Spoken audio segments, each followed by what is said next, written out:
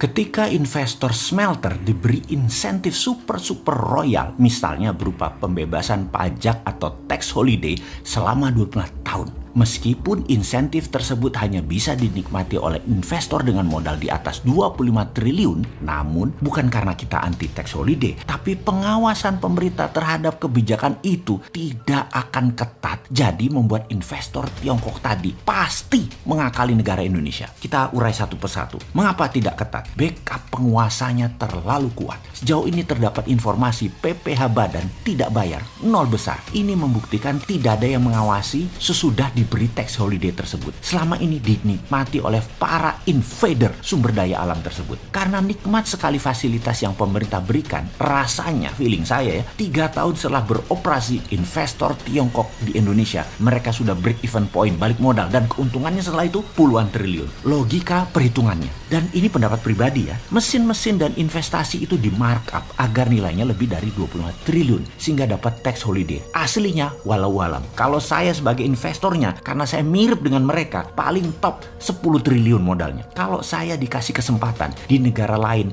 yang kasih tax holiday, Vietnam gitu misalnya kasih saya akan bangun pabrik nilainya 25 triliun. Ambil sumber daya alam Vietnam dalam 5 tahun habis sampai nol kalau perlu. Dan sudah balik modal dalam 5 tahun. Mau ganti pemimpin nantinya, mau kebijakan nantinya diubah oleh penguasa baru, kita udah tiong-tiong dapat cuan. Paling top nilai asli investasi kembali lagi 10 triliun. Apakah pengusaha Tiongkok nggak seperti itu? Jujur, tindakan penguasa Tiongkok di Indonesia itu tindakan nasionalisme bagi bangsanya dan negaranya. Namun bagi orang seperti saya, melihat perilaku pejabat dan penguasa Tiongkok itu sebagai invader sumber daya alam Indonesia. Ini pendapat saya, logika saya yang goblok. Anda sahabat jangan ikut-ikutan saya. Anda harus punya analisa sendiri. Logika lain lagi, kalau kita pengusaha Tiongkok dengan aturan yang tidak boleh ekspor or mentah nikel, maka kita jadi raja pengendali harga nikel. Itulah mengapa smelter gede-gedean dibangun di Indonesia. Karena harga biji nikel yang jauh lebih murah, mereka mendekatkan pabriknya, dalam istilahnya membuat pabrik adalah mine mouth, di mulut tambang, agar tidak ada biaya angkut atas barang yang tidak dipakai atau impurities. Lalu fakta lapangan lain lagi adalah pekerja yang didatangkan dari luar negeri tersebut tidaklah menggunakan visa pekerja, melainkan berstatus turis. Wes top lah pokoknya. Hal ini kembali menggerus penerimaan negara. Harusnya kan ada pajak pendapatan negara dari pekerja internasional tadi yang kita dapati. Tapi ya sudahlah. Dalam urusan tenaga kerja ini diklaim oleh pejabat pelindung bisnis Tiongkok tersebut, dikatakan mengapa 90% pegawainya diimpor langsung dari Tiongkok? Karena tenaga kerja Indonesia tidak mampu.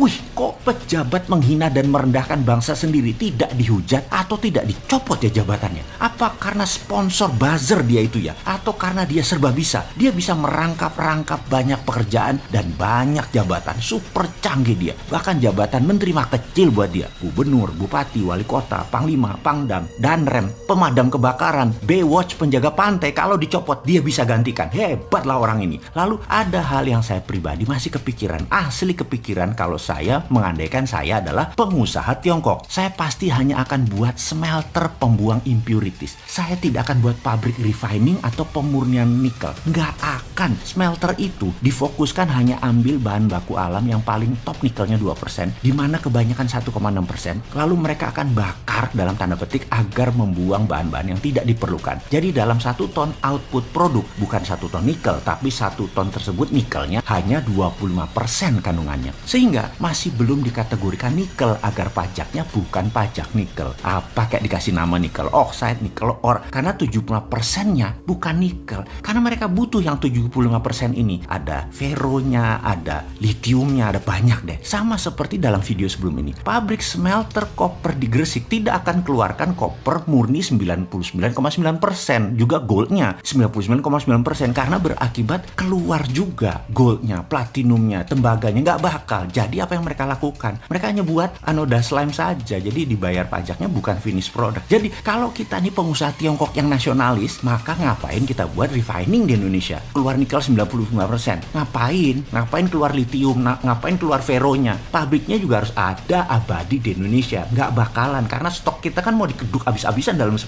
tahun ke depan. Ngapain pabriknya abadi, yaitu pabrik refining. Pastinya ini cuman buat keduk sumber daya alam Indonesia. Ini pasti, yang tidak diperdulikan oleh banyak rakyat karena sudah ditutupi buzzer dan ditutupi media mainstream bahwa nggak apa-apa SDA dikeruk sampai habis dalam 5 tahun ke depan, dan pabrik smelternya dicitrakan itu baik buat negara. Itulah yang kita tahu saat ini. Yang kita tanya kemudian, bener baik buat negara? Mana bukti setoran pajaknya? Kembali kalau kita jadi pengusaha Tiongkok, kita buat smelter hanya pembuang impurities, pabrik pemurnian tetap di Tiongkok. Pokoknya main cepat aja yang di Sulawesi. Bener kan kira-kira bayangan kita ini? 10 tahun, itu tinggal 4 tahun lagi. 2 tahun lagi BEP, 2 tahun full gaspol gigi 5 puluhan triliun sedot. Pejabat baru 2024 keras terhadap sumber daya alam, mereka cabut dari Sulawesi. Sudah ambiar bonyok tuh sumber daya alam. Mungkin sudah tidak mineable atau tidak layak ditambang. Bukan habis depositnya, tapi rusak karena cara nambangnya yang aneh. Mereka yang lakukan adalah namanya brutal mining. Hajar yang paling cepat dan paling besar kandungannya di permukaan saja. Yang agak dalam dan kecil kandungannya, kalau cara tambangnya benar, tetap bisa ditambang sampai habis. Namun cara mereka saat ini kalau kita lihat nambangnya, karena waktu kepepet, stok apa aja disikat cepat. Tapi ini kan pengandaian ya. Kalau kita jadi pengusaha Tiongkok, kalau kita pengusaha Indonesia di Vietnam yang dapat fasilitas tax holiday 2%,